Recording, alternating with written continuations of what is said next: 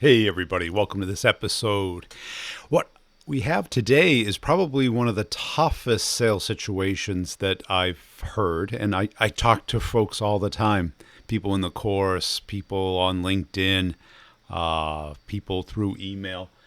And imagine this, that you go from a big brand company with lots of support, brand recognition, customers, marketing, to a company that's from another country, from Germany. But you're in the US and you're here to open up the market in a very conservative part of the business where you have to sell to both IT and line of business, and people only refresh this particular part of their stack every 10, 15, 20 years. And you get the whole country. So where do you begin? How do you start? How do you get traction? How do you make it work for yourself? And, your personal situation, you're not single. You've got a family, and you're taking a little bit of a risk. So this journey is exciting and fun to hear.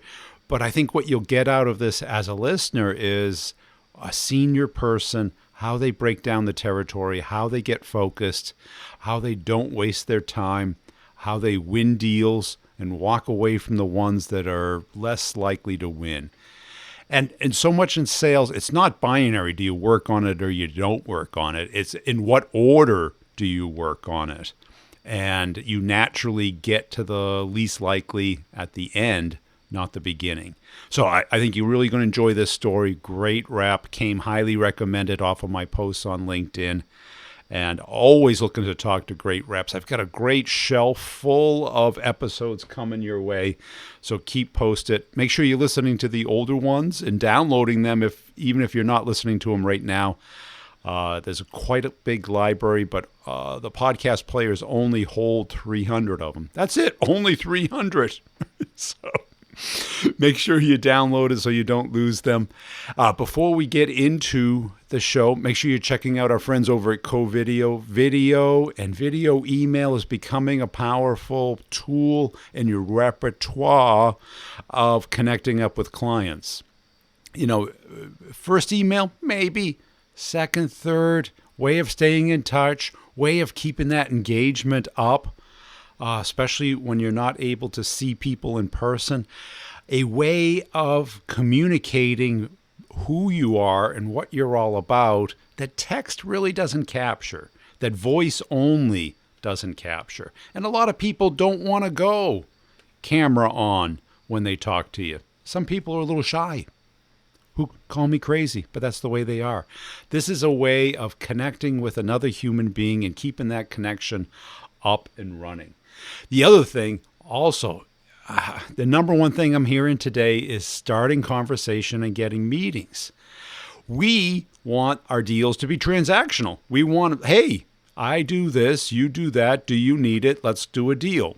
Okay, that's the way we think. They think, don't call me. That's how I'll call you, don't call me.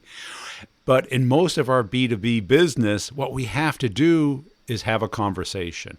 Our pitch, no matter how well crafted, compelling, personalized, relevant, all of the buzzwords, no one's going to buy off of an email. Have you ever sent an email and got a purchase order in return? Of course not. We're not in that type of sale. We're in the business-to-business sale, which requires a conversation to build interest, to understand where they are and what are the elements for them to become curious and interested in what we do. That's why I created Start the Conversation, Get the Meeting. It has become kind of the core course, game changer, and it's not knowledge. It's a skill. So yes, the course is knowledge, but you get two other key components. Office hours, where you get a meetup every other Friday, not once a month, every other Friday. Record it and put it into the course. There's 2.5 years of them that you have access to day one. This is like learning a musical instrument. It's like learning how to cook. It's like learning how to play any sport, any type of performance, because that's what it is. It's communicating and building a know, like, and trust relationship with a complete stranger. And this is the difference, because we are thinking like professional salespeople, and customers are thinking like, leave me alone. I'll let you know when I need it. We have to start conversation. So go to b2brevenue.com right now. Check it out. There's a video I put up on an overview of the course, but feel free to schedule a call with me. Let's get into the interview. I'll sum it up at the end. Hey, Brad, welcome to the show. As a way of getting started, tell us a little bit about yourself. Sure, Brian. I'm based out of Chicago, work for a company called Commerce Tools. And I run sales for Commerce Tools in North America. We are a commerce platform. It's more of an enterprise, API-based platform. So we have customers like, AT&T, Ulta, some Volkswagen, some very large, commerce companies, with everything that's going on. Commerce is obviously, becoming more and more important. But I started here about 4 years ago as one of the second or third employees here in the U.S.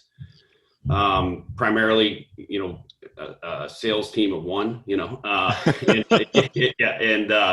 then kind of growing it from there. So that's where I am currently right now.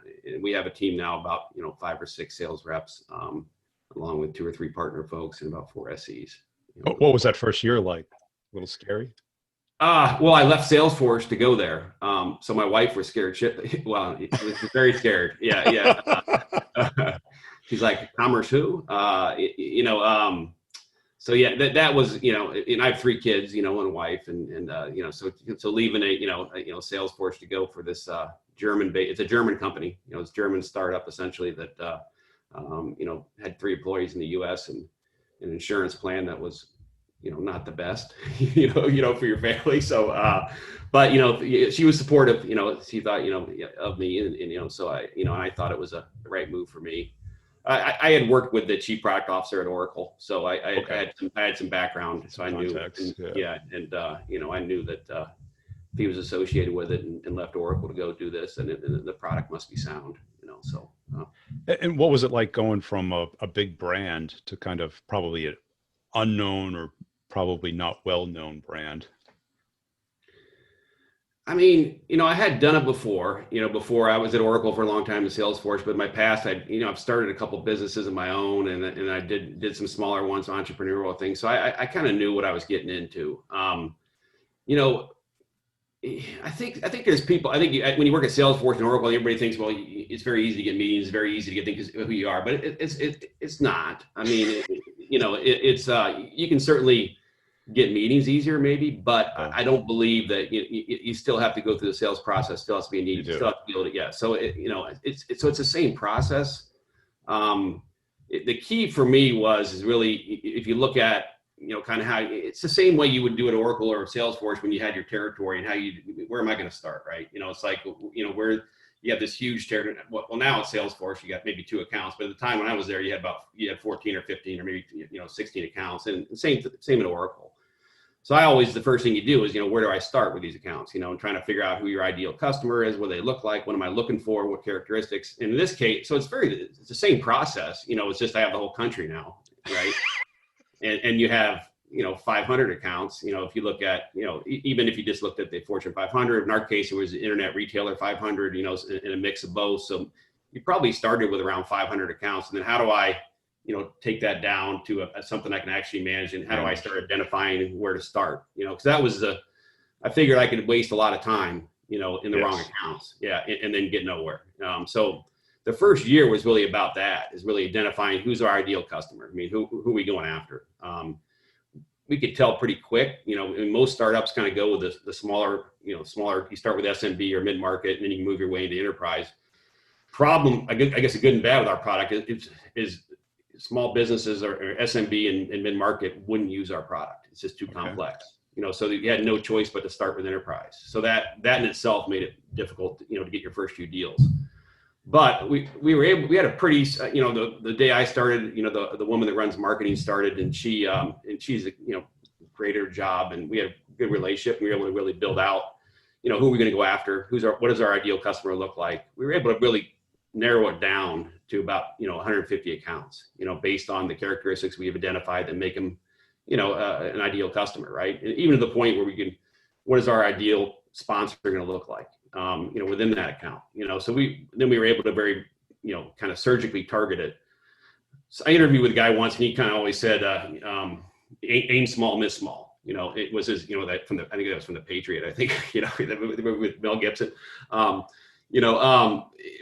it makes sense, right? I mean, so what we're trying to do is really, I think you hear the whole idea of find out who's in market right now to buy, yep. Right? The whole ABX thing that's kind of, I don't know if it's, kind of taking hold of the old ABM model. And I think that was the key, is like, we can identify all these accounts, but if you look at commerce, they only re-platform some every 5 years. And some companies have been on the same one since, you were at IBM, I think at one point, or IBM WebSphere was built in the 90s, right? And ATG from Oracle built in the 90s, Hybris built in the late 90s, early 2000s. So 20 years, some of these folks have been on the same platform. So not only do you have to identify the right ones, but they also have to be in market to actually move off that platform at some point. Right. Has to be some pain. Yeah. And what we identified is in Oracle's case, there's a platform, their platform is at ATG, and they had essentially stopped support, for it. And we're trying to move all their customers to their cloud version, which was essentially a re-platform. So that was kind of our opportunity to really focus on those accounts, because we knew that they had to do something. They had to do something very soon. So we had a pretty good, sense of our ideal customer. Then we add that into it. You add in a few other characteristics, how modern are they? We have a very modern platform. So if they're not digitally mature enough for it, it's going to be a 2-year sales cycle, right? And educating them all, so you really had to find the ones that were already there, already bought off on this new architecture, and then kind of start there. So we were able to really start small like that and miss small.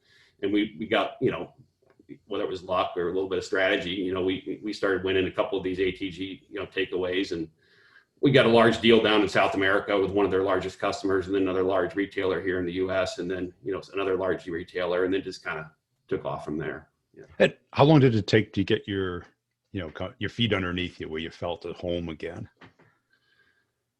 Geez, I don't know if I still do. Next year? You always think like, okay, if I get this one big customer, it's going to get easy. AT&T is a customer, right? We got AT&T. Okay, now it's going to get real easy. And to a sense, a certain extent, it did, because once you can do someone that big, the whole question of, hey, can a small company handle us because we're this large enterprise? That question goes away, and that was always a big question. Hey, you're this small company. I mean, our biggest competitors right now are Salesforce, Oracle, and SAP. Yep. 3 largest software companies in the world, right? And we're this little, German company that built really good technology, but you still had to gain the trust of the customer to be able to say, hey, I'm going to move off $1 billion in revenue on our online store to this little German company that is going to run it in GCP or AWS and hopefully keep it up and running and make sure it doesn't fall over. So I mean, so that was the difficult part. But it just goes, a lot of stuff you talk about. I mean, I'm still kind of, maybe I'm older because I'm old school, in a sense, but I do believe, for winning these types of deals with small, they have to trust you. I mean, and you have to kind of build trust, over time, so I was very good about, and our team's very good about doing, whatever. If we say we're going to have something in 24 hours, do it in 24 hours. If we say we can do this, then we do it. If we say we can't do this, we can't. So really being transparent with the customer on first of all, where the technology is, where the gaps are, what we do, what we don't do well. But then also every step of the way, making sure that we said what we were going to do, because I kind of believe that's how you build the trust. It's over time. You can't. Yeah. And then by the time it's ready to sign this contract, they trust that, hey, these guys are going to make sure we get live and that we're successul. But the only way to do that is not making missing those targets. Yeah. I mean, and if you do make a mistake, you'll be accountable for it, and then fix it, right? Because I mean, you make mistakes every day, right? And some are bigger than others, right? But being accountable for it, you can turn that around. I mean, it's going to happen, and that's how you have to build a relationship. Because I mean, the customer makes mistakes too. They make mistakes going up for funding, they make mistakes building their business case, they make mistakes not understanding other vendors, things like that. So. And is it a line of business sale or is it a technology sale? That's the hard part. It's both. It's both. It's both. But where do you start? Do you start line of business or do you start We technology? that was always the problem is as much as we like to sell to I mean, everybody wants to sell the business, right? I mean, but ours is a tech focused product. We have the best architecture. We have the least amount of features, and it's not as pretty looking as Salesforce or as Oracle or as SAP, the user interface, right? The business tooling. So all the things that the business people Care about. sexy, yeah, to them we don't have, so so we start on the tech side because usually the architecture team and the chief, the CTO, the CIO, they end up kind of buying off on it. Then we eventually then we have to move in and sell the business. And for us, we don't have to have the business say, hey, this is the best solution, but we have to at least be neutral on the business side where they say, hey, it meets our needs, meets our requirements, we can do that. But having the better architecture, is more valuable if you think about, how important commerce is, and you can't have downtime. You have to have flexibility. Think about COVID. I mean, look at companies like Best Buy. Within 2 weeks after COVID, they had, click and collect, curbside pickup up and going. You can't do that unless you have a flexible architecture, because you don't know what, now it's even more clear. You don't know what's coming. All you know is you got to be able to move fast, so we can sell that, but we've done a pretty good job at taking, how does this technology advantage we have help you move faster as a business, right? So we have those conversations on the business side is, what does microservices mean to you as a business person? How does that make you move faster? If you want new capabilities, instead of waiting 3 months or 6 months for it, you can get them in 2 weeks, and if that's a revenue generating item, then you get revenue 4 months faster than you would with a typical platform, so things like that, we do. And I got to believe that until you get the deal, you get the PO, you get it started, you get these competitors who have relationships with the executives are going for you. How do you defend against that?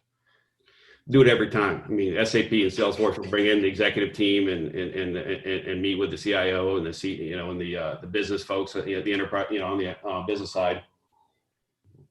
I think to do this job, you gotta have a little bit of a chip on your shoulder, because you're going against these big, it's David versus Goliath, right? I mean, so you have to kind of relish that. You have to like that. I mean, I would, I don't want to have to bring my president in. I don't want to have to bring in our chief product officer, because in my mind, and say, I think everybody kind of says, okay, bring in someone high level person. They're going to all of a sudden change the course of the deal. I haven't seen that happen too many times, so, and they can slow it down and they can create something, and they might be able to push something through as part of an ELA and throw something in for free. And Right. That's the way you might get hurt. But if you've done everything right, in the sales cycle, in the previous, 8-9 months, you can typically get past that. But it does happen every time. But I hire salespeople now that have a little bit of chip on their shoulder that want to go up against that want to go up, because our competitors will bring in 12 people to support account. We have 2 or 3. The school bus selling, right? Yeah, but so you gotta. I mean, then when you do beat them, it feels that much better. There's like because you went ahead against we have less resources, less money, less everything. But we have a very good sales team and we have a good product. Yeah. And that's how we win. Where'd that chip come from? I don't know. I think you're born with that. You I think? think. Oh, come on. Yeah. Something happened. I grew up in Indiana in a small town, so Yeah. and I live in Chicago in a big city. So I think you always kind of, when you're from a small town, you always have that. I think, especially let's face it, Indiana is a flyover state for most people. I loved growing up there, but but you do get, so coming in and you're always kind of fighting, So and I think you've learned. I think you just grow as a person, as a salesperson, over time, right? And you become, that stuff becomes less, a motivator, and just part of kind of how you sell, Yeah. So what does motivate you? Is it the winning? The challenge? I took it for the challenge. I remember having my boss at sales, my manager at Salesforce, kind of sat me down and said, well, why are you leaving? And I said, I remember just saying, I think I can do more, and I want to do more, and I could see that I could stay there for, 10, Yeah. 15 years and do very well and move up and and probably, it'd be a lot safer, more secure. And but I just always had this sense, listen, I want to do more. And I had done more in my own businesses. So I just had this, I wanted to challenge, and I wanted to build stuff. I like building stuff a lot. Yeah. And so, and it's the same as like, if you have a rep in a new territory, you're building the territory, you're building the region, you're building, it's just a larger scale. You do the exact same things, it's the same process. It's just a different scale. So I knew I could do it. I just wanted the opportunity, and I knew it was going to be a risk, to take it. And luckily my wife was okay with it. The first couple of years were rough. I mean, the first year was real rough. I mean, there's probably one of the many times I sat in my bed going, what the hell did I do this for? Yeah. I could be, because you bang your head. But if you get the right team, around you, I mean, you can't do it yourself. I mean, no matter how smart you think you are, I think I am, or, you can't. You need a strong marketing team, partner team. You need a strong, SE team. You need, the whole team's got to work well together, and you got to support one another, because there's good, like you said, when those bad days, everybody has them. You need somebody to lift you back up, and support you. Yeah, because you were kind of in the perfect storm: high-end sale, no install base, long sales cycle, hyper competitive.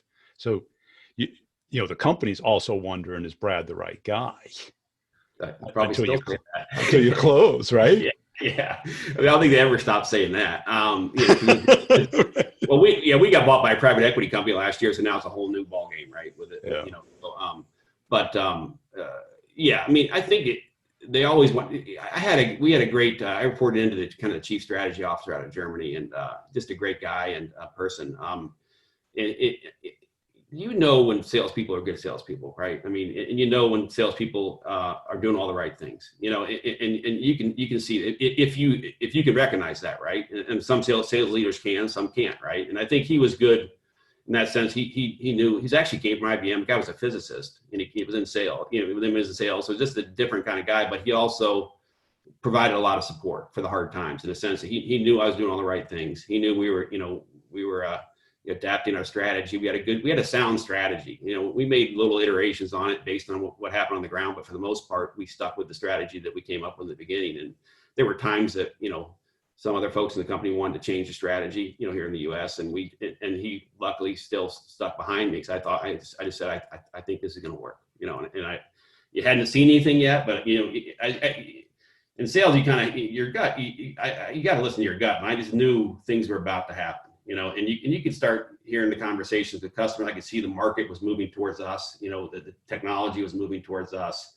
And everything was kind of lining up. It just hadn't happened yet. I mean, so that first year, the second year got a lot better. We got 3 or 4 large customers, and the third year was great. And then this, so. And that's it, because a lot of non-sales people, when they say they know what a good salesperson is, they think it's the loud talking, suit wearing, glad handing.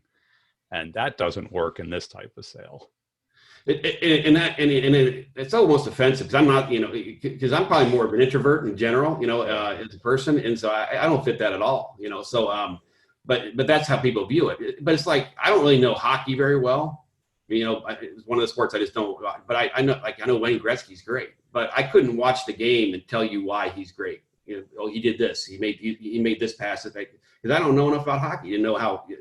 So that's my view. And when you get some leaders that they don't you might do something brilliant, but no one, if you don't know that what you're looking for, you don't see it, right?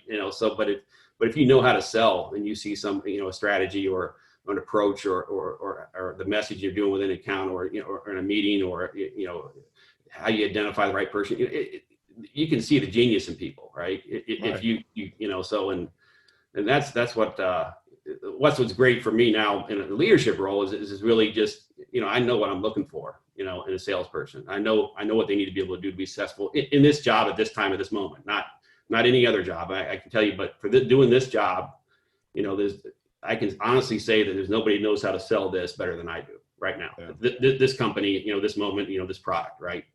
And I know what it takes, for these people to be successful in it. So I know what to look for, so. And I think that's a key point, because too many people just hire people who look like themselves or act like themselves. Yeah. We got a lot of different. We hired all different backgrounds, and some without even any experience in commerce. Because to me, we're selling a platform. It just happens to do commerce. If you know how to sell a platform, you can sell this. I never did commerce before in my life till I came here.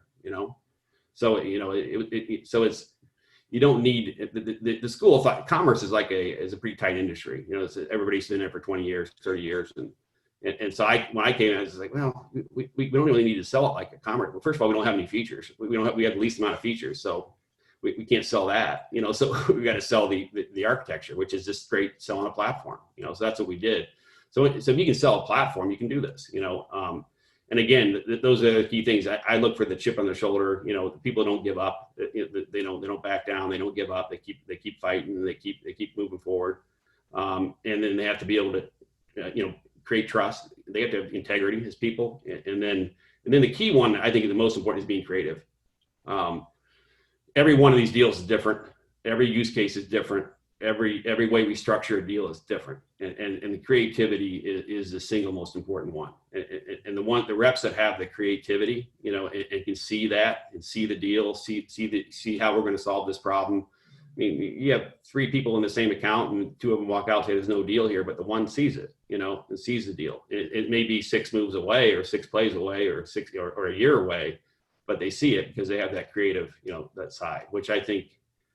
When you're in this business, what I'm selling right now, that's the key thing I look for. It's the creativity.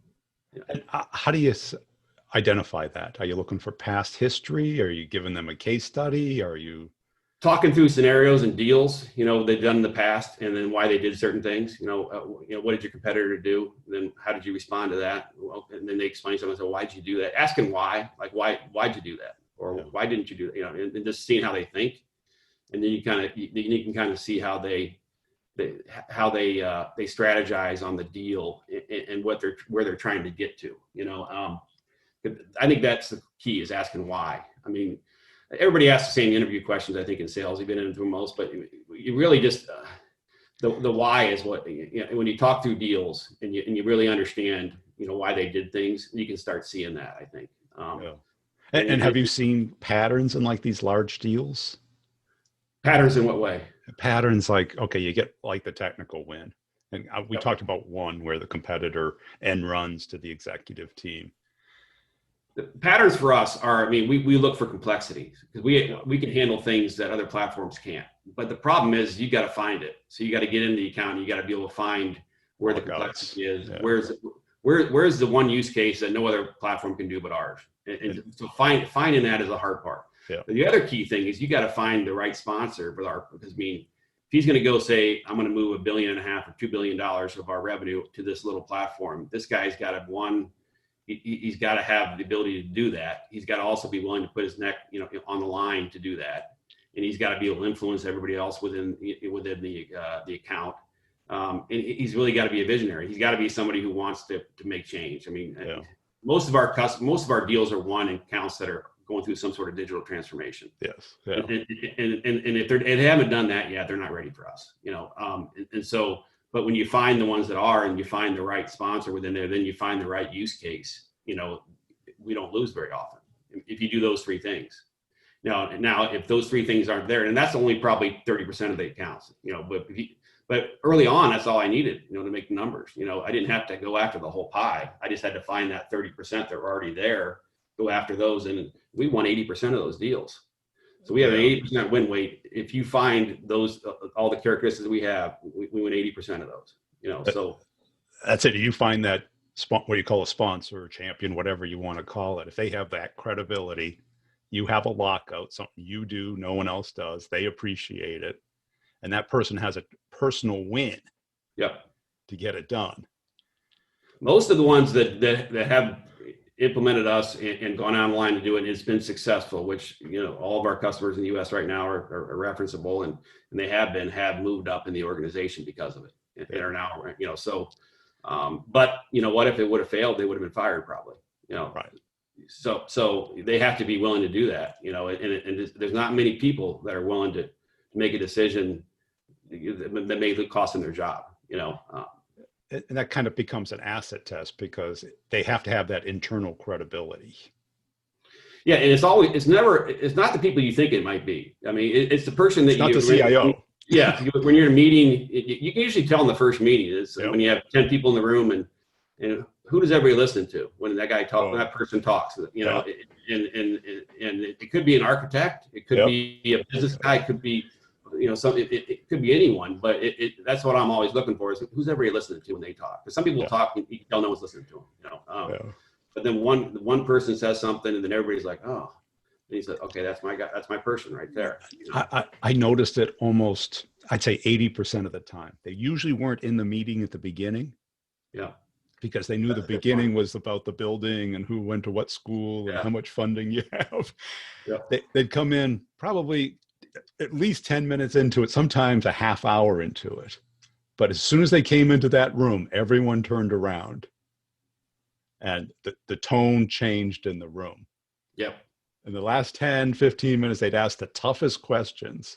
That's what I was about to say. They ask the right question. And the ones that they figure out right away where the gaps are. They figure out right away where the problems might be within 20 minutes of hearing about what we do, you know. Yeah. And but that's good because they're smart, you know, they get it. That's the key though. I found, I mean, the more they know about the gaps in your technology, I mean, you're not going to lose the business because you have gaps. Everybody does, you know, but as long as they get in front of them, we can have a solution for how they're going to be able to work around that or to extend that or whatever the answer is, right? Then you can work through it. But if you don't get that out early, you know, then it comes up late in the sales cycle because you're trying to keep something from the customer.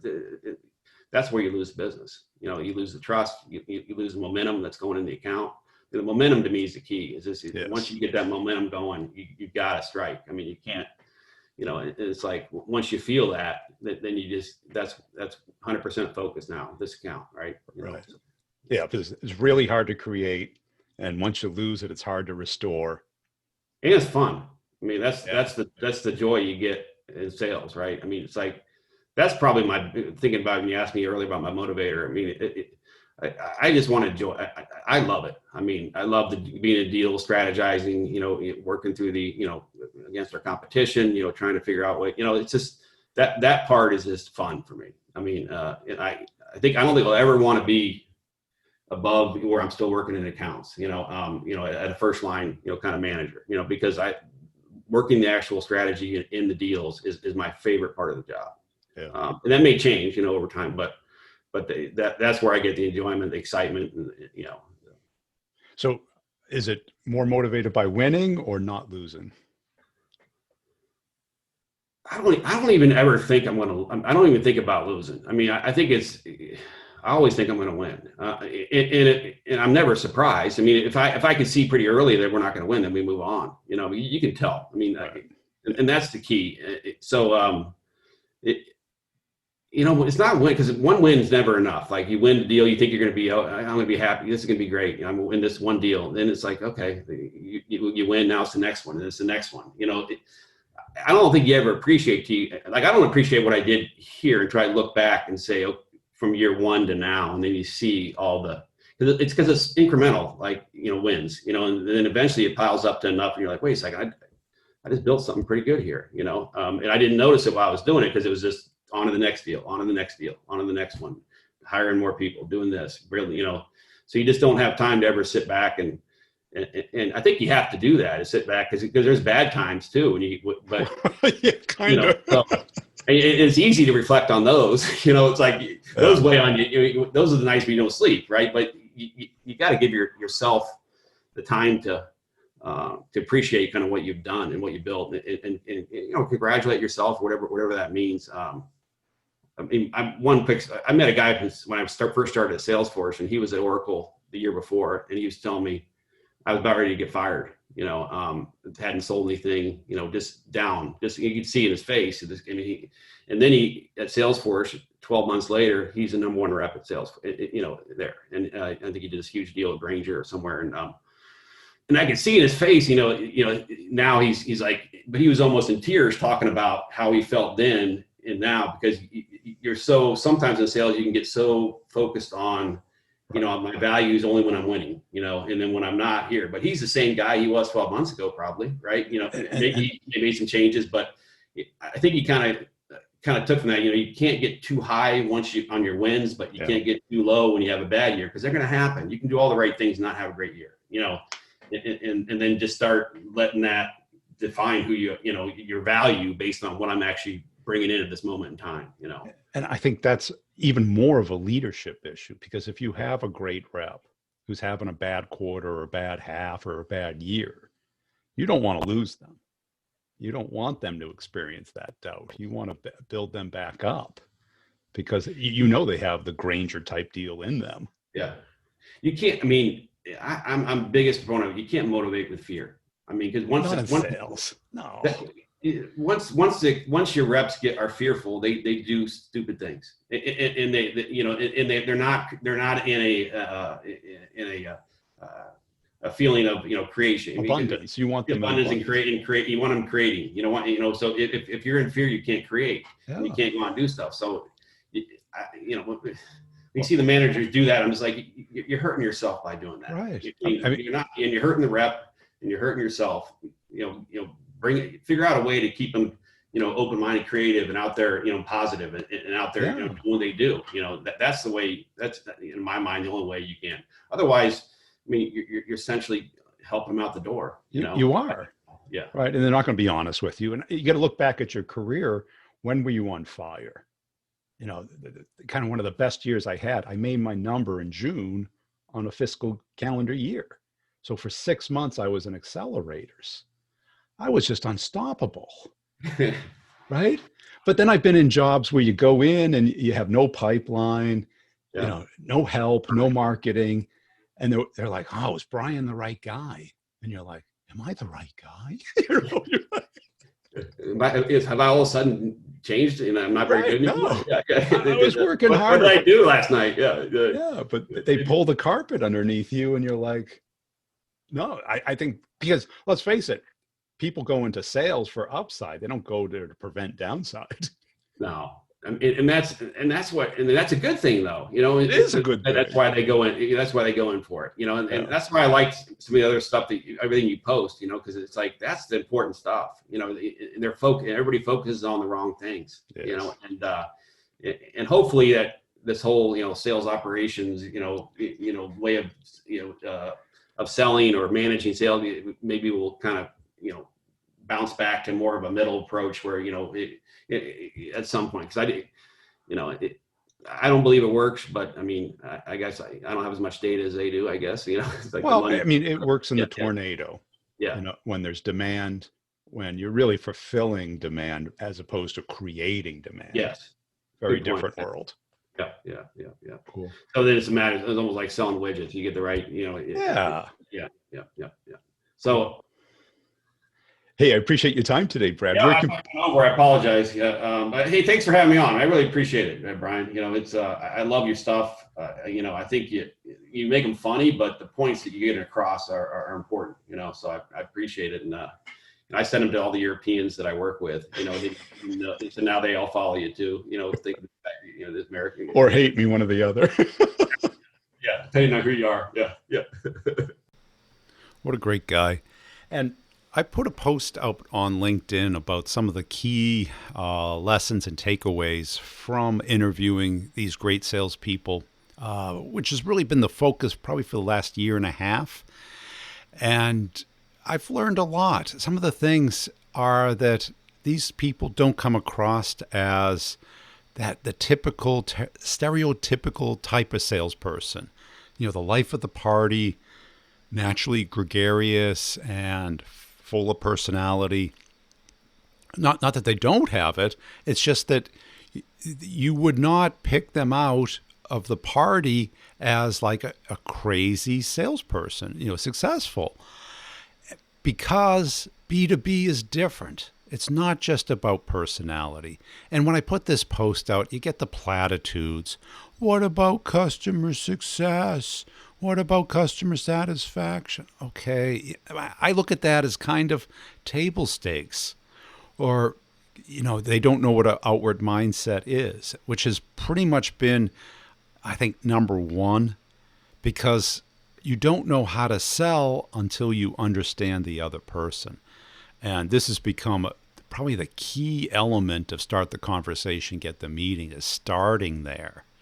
Not with what you're selling, but why people are buying. Getting into the head of the other person. I've got an interview coming up where they put the person through customer training, and then they got the understanding of why and what their world looks like, which is empathy, which is curiosity, which is respect, which is listening to them. Those are all elements. And when you put a post like that out, people kind of try and sum up great selling to one thing. Mindset. Okay, yes.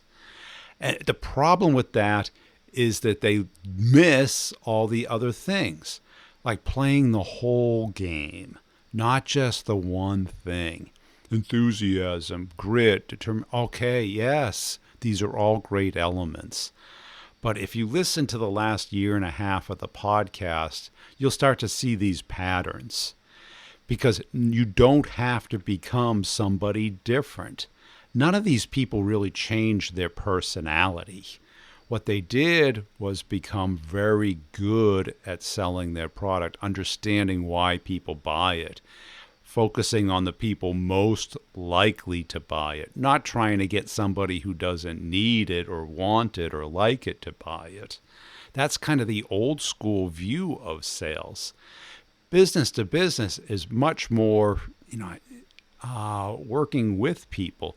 And all of a sudden, even in my mind, the buzzwords, strategic, trusted, advisor, those things are platitudes if you don't understand what they are and have specific tactical meaning for you, but understanding that you are playing the whole game. Too many people ask, subject line or call to action, these tactical things, but you have to understand what reaction you're going to get from the person and what do you want them to do next. So this adventure has been great because it kind of confirms certain things, but I love hearing other people's approaches to it. The level of confidence that it takes to go into building up the country. I mean, I have always been a startup person, and it was very consistent. They hire you, they send you a laptop, you got like no leads, no help, high pressure, and you had to figure it out. And a lot of this was, this was when we didn't have a lot of the stuff that we have today. I mean, today we have almost too much information, yet people still are asking for links. I go, we've had Google for 20 years. Do you understand that you're asking me to go Google something, cut and paste it, and reply to you? I'm not Ask Jeeves. People got to really leverage the technology today.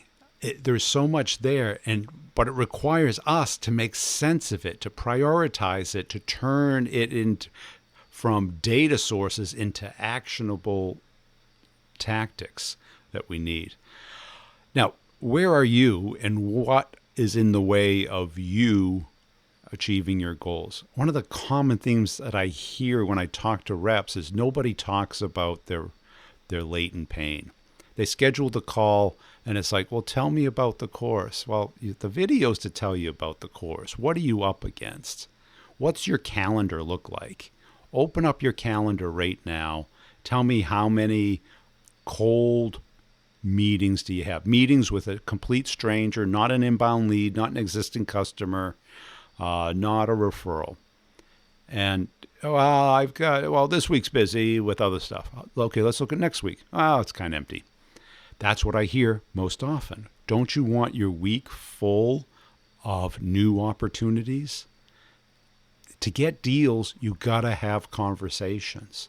And if you're not getting them inbound from marketing, from your sales development team or whoever is supposed to do that, then you have to work around it. What I hear about the internal system is everybody's doing dumb things faster, pretty much going on LinkedIn, following the people who haven't sold since the 90s, buying a tool that will alienate anybody who's would ever be interested in your product by automation. Oh, well, wait a second, it's personalized. Well, you think it's personalized. They don't think it's personal. It's a pitch. It's a commercial. And what do you do when you open your email box? You know what I do? And I think it's pretty consistent. I go down and I delete what I know is all the pitches. Spam, cold email, oh, quick question. And it's 3 paragraphs long. I got the same person sending me quick question for 3 months now. And I wish they hadn't unsubscribe. Smart people who have time just go in and hit the unsubscribe. Why? Because it's just a commercial. I pay extra on pretty much every TV station that now is on demand, so I don't have to watch commercials. My time is worth that $10 a month not to have to hear about something that I don't need, don't want, and will never buy. It's not good for them, certainly not good for me. I'll buy a TV series on iTunes, for what is it, $1.99, $2.99 an episode, so I can save the 10 minutes of not having to suffer through the car commercial for which I'll never buy that car. That is what the world is like today. But when I want to make a decision, when I am in market, and I am in market for a few things, probably 3 to 5 things at any time, and I don't want to tell you because then you're going to hound me about this, but you are too. Think about the things that you're thinking of buying, that you have issues with within your house, your car, your wardrobe, your hobbies. You're in market for 3 to, and if somebody happens to get you at that time, you have a high probability. But if somebody is talking to you and then you hit on one of those things, very high probability. If I'm talking to an acquaintance, even a friend, and I share, well, I'm looking for this or that, and they happen to know, so I'm in market, I'm actionable. This is how mammals buy. This is how mammals explore. Yes, if you happen to get them at the right time, you might have some luck. Now, look at your pipeline. I bet your pipeline looks reasonably okay, given the situation. Now, if you close at all, you're doing good. But does that happen? How about if you close some, but a lot less value than you think? Because the natural thing in the B2B sale is what? No decision. The second thing is buy minimum. The third is let's start the process all over again next year. None of those things really work out to our advantage. How do we get it so they buy now, buy big, and feel good about it? That is what real selling's all about. Hey, I appreciate you listening. Please make sure you're checking out the other podcasts, Sales Questions, Brutally Honest Answers, and the B2B Revenue Leadership Show. If you see my content on LinkedIn, I'd really appreciate a like, comment, or share. That's all I ask. I don't need review. I'd love a review, but nobody does this. So if you see it on LinkedIn, just give it a like, a comment, or share, something like that. That would be greatly appreciated. And we'll see you next time.